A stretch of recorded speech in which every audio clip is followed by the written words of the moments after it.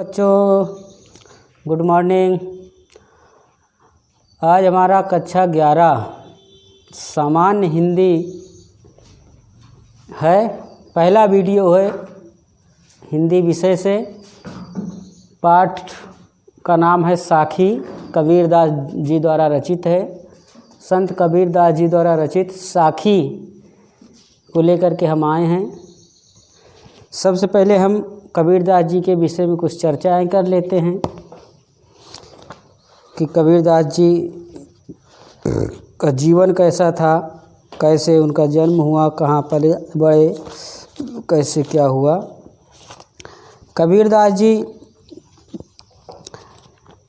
भक्ति काल की निर्गुण शाखा की उप शाखा ज्ञानाश्रयी शाखा के प्रतिनिधि कवि हैं, सर्वश्रेष्ठ कवि हैं।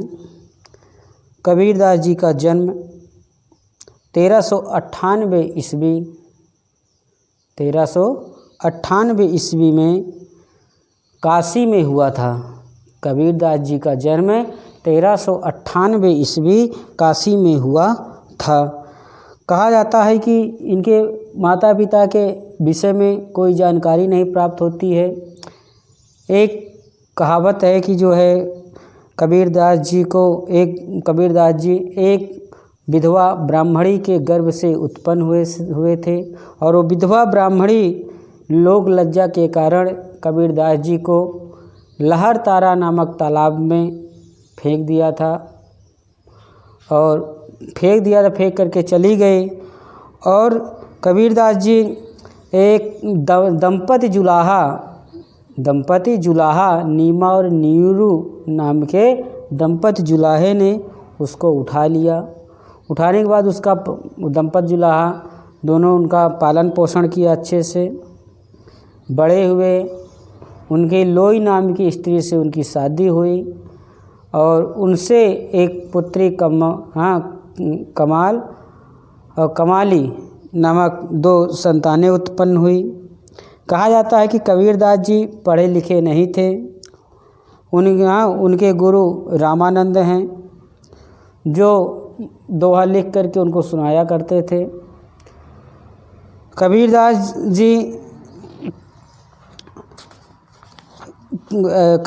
जी पढ़े लिखे नहीं थे, लेकिन फिर भी उन्होंने साखी बीजक नाम की एक ग्रंथ की रचना किया जिसके 3 भाग हुए। कबीरदास जी एक मान्यता थी कि मगहर में मरने से नरक मिलता है और काशी में मरने से स्वर्ग मिलता है। तो कबीरदास जी जीवन के अंतिम क्षणों में वो मगहर चले गए, वहीं पर उन्होंने अपनी अंतिम सांस ली। कबीरदास जी के जब अंतिम संस्कार की बात आई तो जबकि पहले बताया गया कि जो है वो हिंदू और मुस्लिम दोनों धर्मों के संस्कारों में पले बड़े थे, तो हिंदू वर्ग जो था, हिंदू धर्म वाले उस कबीरदास जी के शव को जलाना चाहते थे। मुस्लिम धर्म के लोग, संप्रदाय के लोग कबीरदास जी के शव को दफनाना चाहते थे। दोनों में विरोध होने लगा। तो अंतोगत्वा ये बात आई कि चलिए ठीक है, 100 को 20 से फाड़ लेते हैं, काट लेते हैं, बांट लेते हैं, आपस में बांट लेते हैं। जब उन्होंने कफन को उठाया तो एक छोटा उनका फूलों का ढेर निकला। तो दोनों धर्मों के लोगों ने उस पुष्प को आपस में बांट लिया, अपने अपने तरीके से उनकी अंतिम संस्कार किया। कबीरदास जी के मात्र एक रचना है बीजक, जिसके 3 भाग हैं, साखी शबद रामायणी। इसके 3 भाग हैं, साखी शबद रामायणी। और कबीरदास जी की भाषा पंचमेल खिचड़ी, उसमें कई भाषाओं का समावेश था। कबीर अपने युग के सबसे महान समाज सुधारक भी थे। समाज में फैली हुई कुप्रथाओं का उन्होंने जमकर विरोध किया। प्रतिभा संपन्न प्रभावशाली व्यक्ति थे। वे अनेक प्रकार के विरोधी संस्कारों में पले थे। नाथ संप्रदाय के योग मार्ग और हिंदुओं के वेदांत एवं भक्ति मार्ग का इन पर गहरा प्रभाव पड़ा। हिंसा भी बाह्य आडंबर, कर्मकांड, पूजा पाठ की अपेक्षा पवित्र, नैतिक और सादे जीवन को अधिक महत्व उन्होंने प्रदान किया। वो कभी पूजा पाठ या अंधविश्वास, बाह्य आडंबरों पर विश्वास नहीं करते थे। व्रत रहना, इस पर विश्वास नहीं करते थे। मूर्ति पूजा का विरोध करते थे, मूर्ति पूजा नहीं किया करते थे। रोज़ा नमाज करना ये सब विरोध करते थे। व्रत रहना विरोध करते थे। तो ये सब समाज में जो कुप्रथाएं थी, इसका उन्होंने जमकर विरोध किया। उन्होंने कहा कि केवल पूजा पाठ की अपेक्षा अपने मन को पवित्र रखिए, नैतिकता आपके अंदर रहे, सादा जीवन रहे, यही आपको मुक्ति दाता है। सत्य, अहिंसा, दया, संयम से युक्त धर्म को समान रूप से ही विश्वास करते थे। सत्य पर चलिए, अहिंसा में हिंसा मत करिए, दया करिए, जीवों पर दया कीजिए और संयम से रहिए, यही आपको मुक्तिदाता होगा। इन्होंने निर्माता से खंडन, इसलिए उन्होंने अपनी रचनाओं में हिंदू और मुसलमानों के रूढ़िगत विश्वास एवं धार्मिक कृतियों का विरोध दबी जुबान में नहीं बल्कि खुली जुबान में किया है।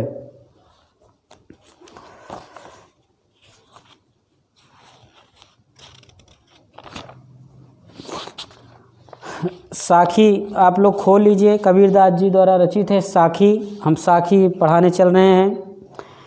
बलिहारी गुरु आपने दोहड़ी के बार, जिनि मानिस्ते देवता करत न लागी बार। बलिहारी गुरु आपने दो हाड़ी के बार, दो हाड़ी के बार, जिनि मानुस्ते देवता करत न लागी बार। बलिहारी माने न्यौछावर करना, समर्पित करना। बलिहारी माने न्यौछावर करना, समर्पित करना। गुरु माने गुरु, आपणे माने अपने को, दो माने दो, हाणी माने शरीर, दो माने दो और हाणी माने शरीर, कै माने कितनी, बार माने बार। मैं अपने गुरु को, अपने आप को, मैं अपने गुरु को, अपने आप को मैं न्यौछावर कर रहा हूँ। मैं अपने गुरु को, अपने आप को न्यौछावर कर रहा। मैं अपने इस शरीर को, जिस गुरु ने हमें सत्य का ज्ञान दिया है, मैं अपने उस गुरु को, मैं अपना ये शरीर समर्पित कर रहा हूँ, न्यौछावर कर रहा हूँ। दो हाड़ी कई बार, मैं अपने इस शरीर को चाहे जितनी बार, कितनी बार ही क्यों ना गुरु को न्यौछावर कर दूं, लेकिन उनके ऋण से कभी भी ऋण नहीं हो सकता हूं। क्योंकि जिन मानुस्ते देवता करत न लागी पार, जिस गुरु ने हमें ज्ञान प्रदान करके मनुष्य देवता की कोटि में अविलंब ला दिया है। करत न लागी यानी अविलंब माने बिना समय लगते ही मुझे देवताओं की बराबर, देवताओं के समान बना दिया है। ऐसे फिर से देखिए, बलिहारी गुरु आपने, बलिहारी गुरु आपने दो हाड़ी के बार, मैं अपने गुरु को अपना शरीर समर्पित कर रहा हूँ, न्यौछावर कर रहा हूँ। मैं अपने गुरु को, अपने आप को न्यौछावर कर रहा हूँ। मैं अपने गुरु को अपना शरीर समर्पित कर रहा हूँ। मैं कितनी बार ही क्यों ना अपने गुरु को अपना शरीर न्यौछावर कर दूं, लेकिन उनके गुरु ऋण से कभी भी ऋण नहीं हो सकता हूँ। क्यों नहीं हो सकते हो? क्योंकि जिन मानिस्ते देवता, जिस गुरु ने हमें ज्ञान प्रदान करके, ज्ञान, सत्य का ज्ञान दिया, ज्ञान प्रदान करके मुझे मनुष्य से देवता की श्रेणी में अविलंब बिना देर लगाए ही समान कर दिया, खड़ा कर दिया है, ला दिया है। मैं ऐसे गुरु से कभी भी ऋण नहीं हो सकता हूँ। बलिहारी गुरु आपने, कि बलिहारी गुरु, मैं अपने गुरु को अपना शरीर न्यौछावर कर रहा हूँ। दो हाड़ी के बार, मैं अपने शरीर को कितनी बार ही क्यों ना शरीर न्यौछावर कर दूँ, लेकिन मैं गुरु के ऋण से कभी भी ऋण नहीं हो सकता हूँ। क्योंकि उस गुरु ने हमें ज्ञान प्रदान करके उस अविलंब या शीघ्र ही मनुष्य से देवता की श्रेणी में ला दिया है। सतगुरु की महिमा अनंत, अनंत किया उपकार, लोचन अनंत उघाड़िया, अनंत दिखावड़े हार। सतगुरु की महिमा अनंत, सत्य माने सच्चे गुरु, महिमा अनंत, अनंत माने अनंत, जिसकी कोई गिनती नहीं है। अनंत, सतगुरु की महिमा अनंत, सच्चे गुरु की महिमा अनंत है। और अनंत किया उपकार, और उसका उपकार भी मेरे ऊपर बहुत है। जो ज्ञान दिया हमको वो उपकार भी मेरे ऊपर बहुत है। लोचन अनंत उघाड़िया, उस सच्चे गुरु ने ज्ञान के द्वारा मेरे नेत्र को खोल दिया है। उस सच्चे गुरु ने ज्ञान के द्वारा मेरे नेत्र को खोल दिया है। और अनंत दिखावा, अनंत माने नेत्रों को, हाँ अनंत माने ईश्वर, मैं उस ईश्वर को का दर्शन कर पाऊँ। जब मेरे ज्ञान के द्वारा मेरे नेत्र खुले तो मैं उस ईश्वर के दर्शन कर पा रहा हूँ। सतगुरु की महिमा अनंत, सच्चे गुरु की महिमा अनंत है और उसका उपकार भी मेरे ऊपर अनंत है। और उस सच्चे गुरु ने मुझे ज्ञान प्रदान करके मेरे नेत्रों को खोल दिया है, जिससे मैं उस अनंत ईश्वर के दर्शन कर पा रहा हूँ।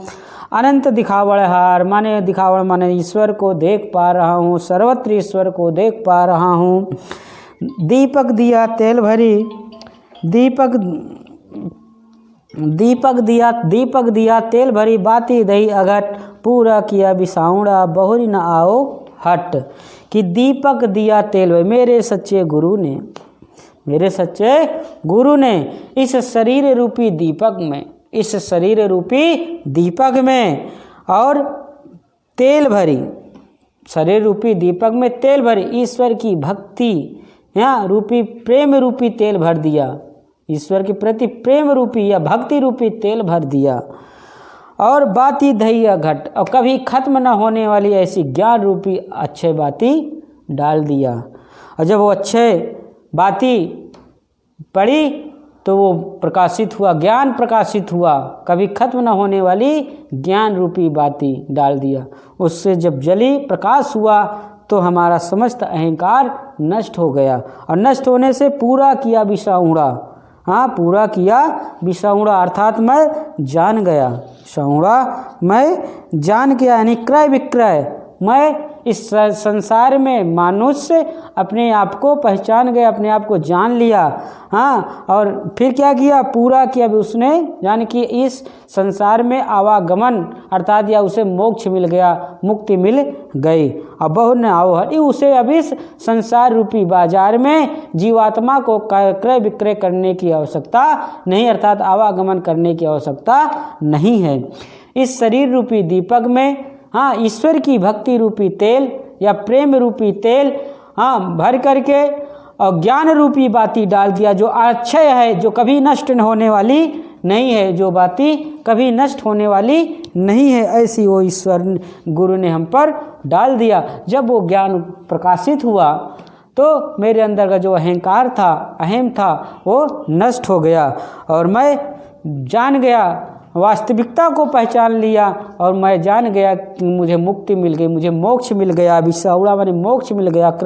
अब उसे इस संसार रूपी बहुर न हट माने बाजार, हट माने बाजार कि हट माने बाजार होता है, विसाऊड़ा माने करे विक्रय, बहुरी माने बार बार, ना आवा माने नहीं आ सकते, यानी अब उस जीवात्मा को बार बार इस संसार रूपी बाजार में हाँ जन्म और मरण के आवागमन की करने की आवश्यकता नहीं है। इस संसार रूपी बाजार में, इस संसार रूपी बाजार में बार बार क्रय विक्रय करने की आवश्यकता नहीं है। इस आगे देखिए, बूढ़े थे पर उबरे, गुर की लहर चमक, भेरा देखा जर्जरा, उतर पड़े फरंक। कबीरदास जी कहते बूढ़े थे पर उबरे, गुर की लहर चमक। मैं तो इस संसार रूपी भवसागर में, मैं इस संसार रूपी भवसागर में डूबने ही वाला था कि इतने में मुझे इस गुरु की कृपा रूपी लहर दिख पड़ी। और बेरा देखा जर्जरा, बेरा माने नाव, देखा हमने देख लिया, जर्जरा माने जीर्ण शीर्ण है, और हमने उससे देख लिया कि मेरी ये नाव जो मेरी जीवन रूपी नैया है ये जर्जर है। उतरी पड़े फरंक, हमने गुरु की कृपा रूपी हाँ कृपा का सहारा लेकर के, गुरु की कृपा का सहारा लेकर के तुरंत ही छलांग लगाया और बाहर आ गया और मैं उस भवसागर से पार हो गया हूँ। मैं संसार रूपी भवसागर से पार हो गया हूँ। बूढ़े थे पर उबरे, गुर की लहर चमक, बेरा देखा जर्जरा, बेरा देखा जर्जरा, उतर पड़े फरंक।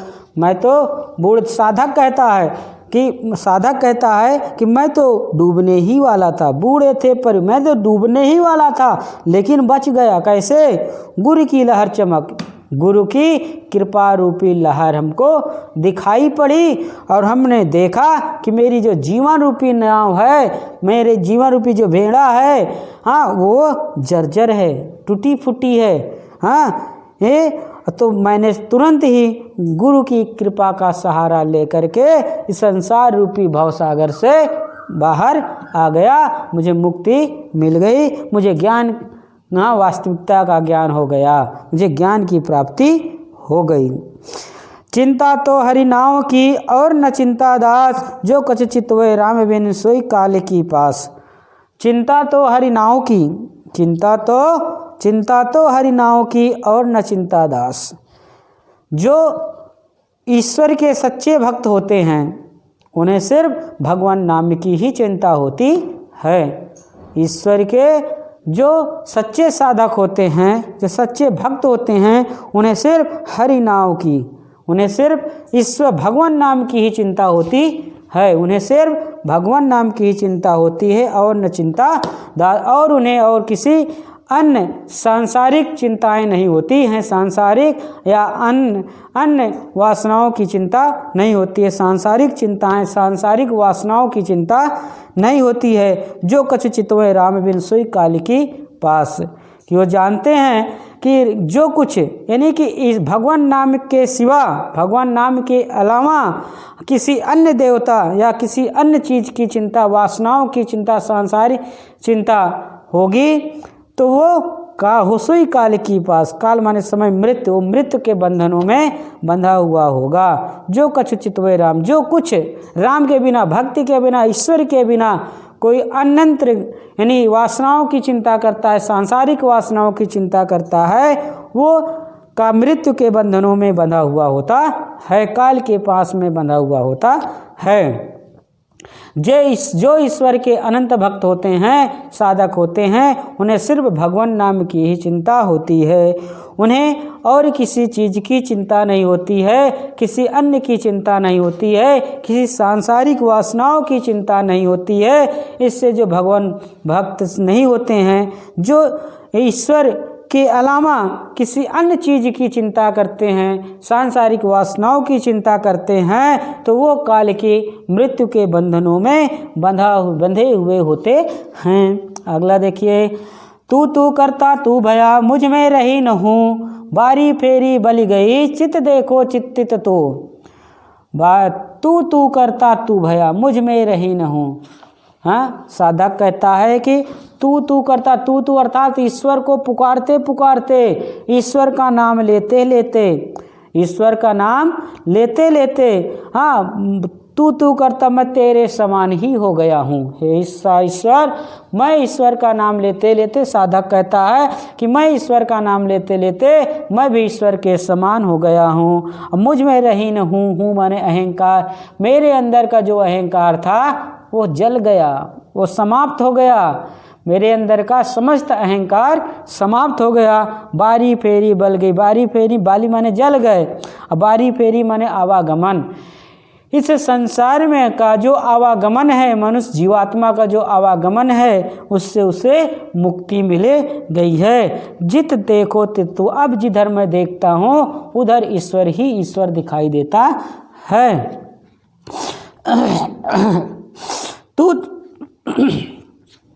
तू करता तू भया मुझ में रही न हूँ।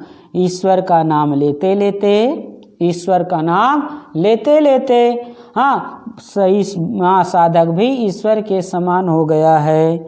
और मेरे अंदर, हे ईश्वर, मैं तुम्हारा नाम लेते लेते मैं भी तुम्हारे समान हो गया हूँ। मेरे अंदर का जो समस्त अहंकार था वो समाप्त हो गया है, मेरे अंदर का जो अहंकार था वो समाप्त हो गया है और जल गया है। और मैं इस संसार में जो आवागमन है, जीवात्मा का जो आवागमन है, उस आवागमन के बंधन से मैं मुक्त हो गया हूँ, मुक्त मोक्ष मिल गया है। अब मैं जिधर देखता हूँ उधर तुम ही तुम दिखाई देते हो, ईश्वर ही ईश्वर दिखाई देता है।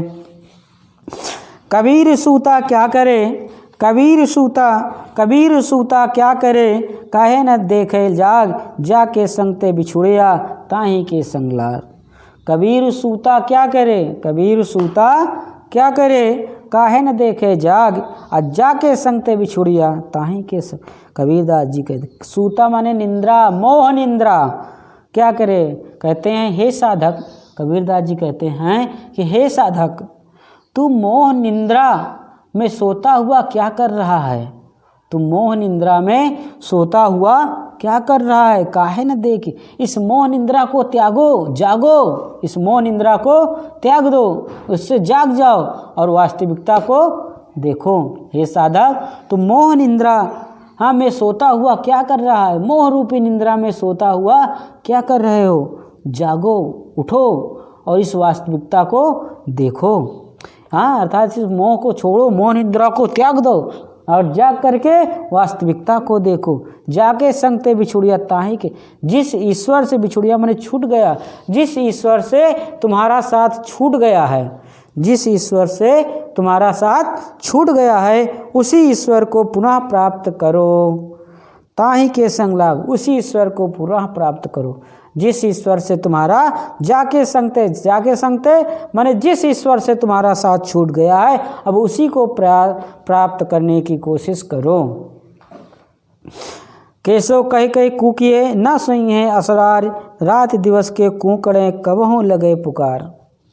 कबीरदास जी कहते हैं केशव कह कह, हे साधक, ईश्वर का नाम लेते लेते पुकारते रहे, लेकर पुकारते रहे, राम नाम कह कह के पुकारते रहे। हे साधक, कहीं कहीं केशव माने ईश्वर, केशव का नाम ले करके पुकारते रहिए।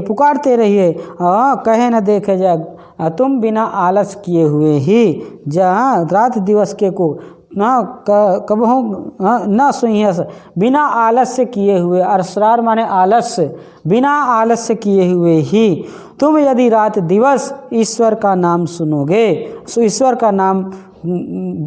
का नाम ले करके पुकारोगे, तो कभी न कभी तुम्हारी आवाज़ उस ईश्वर तक पहुँचेगी और वो तुम्हें मुक्ति प्रदान करेंगे, तुम्हारा उद्धार करेंगे। इसलिए हे साधक, ईश्वर का नाम ले करके पुकारते रहिए, बिना आलस्य किए हुए ही रात और दिन के कूकने से, बोलने से कभी न कभी तुम्हारी आवाज़ उस परमात्मा तक पहुँचेगी। जब पहुँचेगी तो तुम्हारा उद्धार होगा। लंबा मार्ग दूर घर, बिकट पंथ बहुमार, कहो संतो क्यों पाइए दुर्लभ हरि दीदार। लंबा मार्ग दूर घर, ईश्वर की प्रेम रूपी घर, ईश्वर लंबा मार्ग दूर बिकट, ईश्वर के जो प्रेम रूपी घर है, ईश्वर की प्रेम रूपी भक्ति रूपी जो मार्ग है, या प्रेम रूपी जो मार्ग बहुत लंबा है, बहुत दूर है, लंबा मार्ग, बहुत लंबा मार्ग है। बिकट माने भयंकर, पंथ बहुमार माने लुटेरे। इस रास्ते पर, इस ईश्वर के प्रेम रूपी रास्ते पर बहुत से लुटेरे मिलेंगे। और लुटेरे होंगे कैसे? काम, क्रोध, लोभ, मोह, ये सब लुटेरे हैं जो तुम्हें बीच में ईश्वर प्रेम रूपी घर पर, प्रेम रूपी मार्ग पर चलने से रोकेंगे। तुम्हें प्रेम रूपी मार्ग पर, ईश्वर की प्रेम रूपी मार्ग पर तुम्हें बाधा पहुंचाएंगे।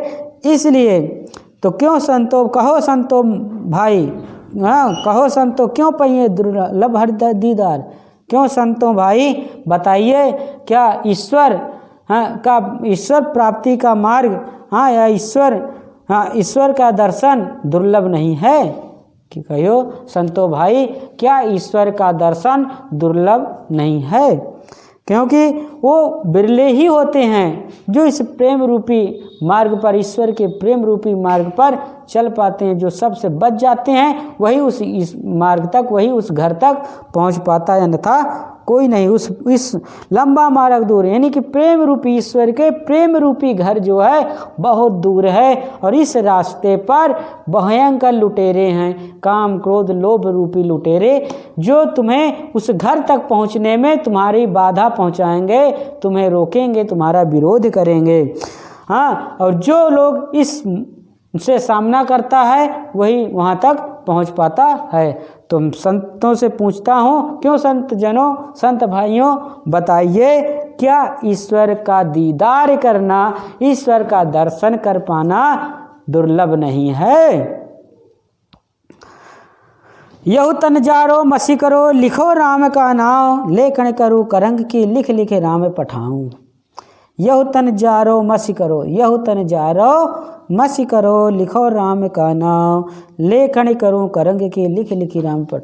इसमें जीवात्मा परमात्मा से कहती है, जीवात्मा परमात्मा से कहती है, यहु तन जारो मसी करो। यहु माने यही, तन माने शरीर, मसी माने स्याही, लिखो राम का नाम, हाँ राम का नाम, लेखन करूँ करंग, करंग माने हड्डी,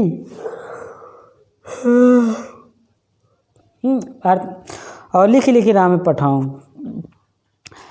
मेरी इच्छा, जीवात्मा कहती है परमात्मा की, मेरी इच्छा करती है मैं अपने इस शरीर को जला करके, मैं अपने इस शरीर को जला करके उसकी स्याही बनाऊं और हड्डी की लेखनी बनाऊं। मैं अपने इस शरीर को जला करके, हाँ, यहु तन जारो मसी करो, यही शरीर को जला करके स्याही करूं और लेखनी करूं करंग की, और हड्डी की लेखनी बनाऊं। इन दोनों की सहायता से राम का नाम, अपने प्रियतम रूपी परमात्मा का नाम लिख लिख करके उन्हें पत्र भेजती रहूं, हाँ उन्हें पत्र भेजती रहूं। हाँ, निरंतर पत्रों के भेजने से कभी न कभी उन्हें हमारी विरह की याद आती रहेगी, तभी वो आकर के मुझे दर्शन देंगे। जब बार बार परमात्मा को, प्रियतम रूपी परमात्मा को पत्र लिख करके, लिख करके भेजती रहूँगी तो उनका ध्यान मेरी ओर रहेगा और कभी न कभी वो मुझे फिर दर्शन देंगे। कई भी रहनी को मीच दे, कई आपा दिखलाए, 8 पहर का दाक्षिणा मोह पे सहा न जाए। कई भी रहनी को मीच दे, कई आपा दिखलाए, 8 पहर का दाक्षिणा मोह पे सहा। जीवात्मा परमात्मा से कहती है कि हे परमात्मा, बिरहनी माने बिरहणी, मीच माने मृत्यु, इस बिरहणी को या तो मृत्यु दे दो। जीवात्मा परमात्मा से कहती है कि हे परमात्मा, प्रियतम रूपी परमात्मा, या तो इस जीवात्मा रूपी बिरहणी को मृत्यु दे दो या फिर अपना दर्शन कराओ। क्योंकि हाँ, कई आपा दिखलाई, या तो अपना दर्शन दो। जीवात्मा कहती है परमात्मा से कि हे परमात्मा, या तो इस मृत्यु को, इस बिरहणी नायिका को, जीवात्मा को मृत्यु दे दो या फिर अपना दर्शन कराओ। 8 पहर का दाक्षिणा, 8 पहर का जो ये दुख है, दाक्षिणा माने दुख, विरह, 8 पहर का की जो ये विरह है, ये मुझसे सहा नहीं जाता है। मैं विरह की अग्नि को, मैं विरह की तपन को सह नहीं पा रही हूँ। मुँह पे सहा न जाए, मुझसे सहा नहीं जाता है। हे परमात्मा, जीवात्मा कहती है परमात्मा से कि हे परमात्मा, या तो मुझे मृत्यु दे दो या फिर अपने दर्शन कराओ, क्योंकि इस 8 पहर का जो दाक्षिणा है, दुख है, विरह है, कष्ट है, मुझसे सहा नहीं जाता है। कबीर रेख सिंदूर की, काजल दिया न जाए, नैन रमई राम रमई रहा, दूजा कहाँ समाए। हाँ, कबीर रेख सिंदूर की, काजल दिया न जाए। कबीरदास जी कहते हैं कि सिंदूर की रेखा पर कालिक नहीं, काजल नहीं दिया जा सकता है, कालिक नहीं लगाई जा सकती है। कबीरदास जी कहते हैं कि सिंदूर की रेखा पर काजल नहीं लगाया जा सकता है, हाँ, कि यहाँ कालिक नहीं लगाई जा सकती है। जैसे जिस साधक को ईश्वर के प्रति प्रेम उत्पन्न हो जाता है, प्रेम हो जाता है, तो उसमें उसकी लालिमा उत्पन्न हो जाती है। ईश्वर से भक्ति उत्पन्न होने पर प्रेम रूपी लालिमा उत्पन्न हो जाती है और उस प्रेम रूपी लालिमा में संसार की वासना रूपी कालिक नहीं लगाई जा सकती है, कालिक नहीं लगाई जा सकती है। कि कबीरा रेख सिंदूर की, काजल दिया न जाए। कबीरदास जी कहते हैं हैं कि सिंदूर की रेखा पर कालिक नहीं लगाया जा सकता है। भाव क्या है कि ईश्वर से भक्ति हो जाने पर, ईश्वर से भक्ति उत्पन्न हो जाने पर जो प्रेम रूपी अनुराग है, प्रेम रूपी लालिमा है, उस पर संसार की वासना रूपी कालिक नहीं लगाई जा सकती है। अर्थात नैन रमई रम रहा दूजा कहाँ समा, जिन नेत्रों में राम रम जाते हैं उस पर किसी दूसरे की प्रतिबिंब नहीं समाई जा सकती है, नहीं समाई जा सकती। जिस नेत्रों में ईश्वर रम जाते हैं, ईश्वर रम जाता है या राम रम जाता है, उस पर दूसरा नहीं समाता है। सायर नाहि सीप बिन स्वाति बूंद बिनाय, कबीरा मोती नीपजे सुन शिखर गढ़माय। कबीरा मोती नीपजे सुन शिखर गढ़माय। सायर नाहि सीप बिन, कबीरदास जी कहते हैं कि ये जो मुक्तिदाता मोती है, जो मुक्ति देने वाली मोती है, यह कोई साधारण मोती नहीं है। यहाँ पर सायर नाही सीप, यहाँ न तो सायर माने समुद्र है, न तो सीप है, स्वाति बूंद और स्वाति नक्षत्र की बूंद भी नहीं है। यहाँ पर समुद्र भी नहीं है और सीप भी नहीं है और स्वाति नक्षत्र की बूंद भी नहीं है। ये जो मुक्त रूपी मोती है बड़ी विलक्षण होती है। मुक्ति रूपी मोक्ष रूपी मोती बहुत ही विलक्षण है, ये साधारण नहीं है। कबीरा मोती निपजे, कबीरदास जी कहते हैं कि ये मोक्ष रूपी मोती तभी उत्पन्न होती है जब शून्य शिखर गढ़माए, जब शून्य शिखर अर्थात ब्रह्म कुंडलिनियों के जागृत होने पर ही ये मोक्ष रूपी मोती उत्पन्न होती है।